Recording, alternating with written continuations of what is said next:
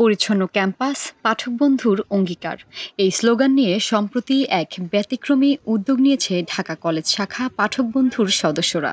কলেজের ক্যাফেটেরিয়া চত্বর ও আশেপাশের এলাকা পরিচ্ছন্ন করতে সকালের আলো ফুটতেই কাজে নেমে পড়েন তারা। সদস্যদের হাতে ছিল গ্লাভস, মুখে মাস্ক ও অন্যান্য পরিষ্কার পরিচ্ছন্নতার সরঞ্জাম।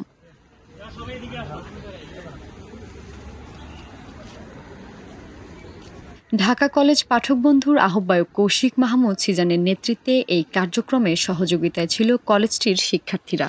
পাঠক বন্ধু ঢাকা কলেজ শাখার পক্ষ থেকে আজকে আমাদের ক্লিন ড্রাইভ কর্মসূচি সফলভাবে সম্পন্ন হয়েছে। আমাদের এই কর্মসূচির মূল উদ্দেশ্য হচ্ছে আমাদের ক্যাম্পাসের আঙ্গিনা পরিষ্কার এবং পরিচ্ছন্ন রাখা। পরিষ্কার পরিচ্ছন্নতা আমাদের সকলের নৈতিক দায়িত্ব।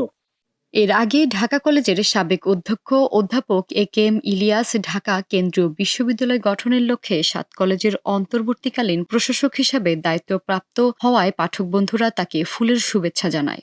এ সময় অধ্যাপক ইলিয়াস শিক্ষার্থীদের দিক নির্দেশনামূলক পরামর্শ দিয়ে তাদের উৎসাহিত করেন। শুধু বই নয়, সমাজের প্রতিও রয়েছে শিক্ষার্থীদের দায়বদ্ধতা। এই বার্তা নিয়ে এগিয়ে যাচ্ছে পাঠক বন্ধু। একটি সচেতন ও দায়িত্ববোধের ছাত্র সমাজ গঠনে প্রতিশ্রুতিবদ্ধ পাঠক বন্ধু।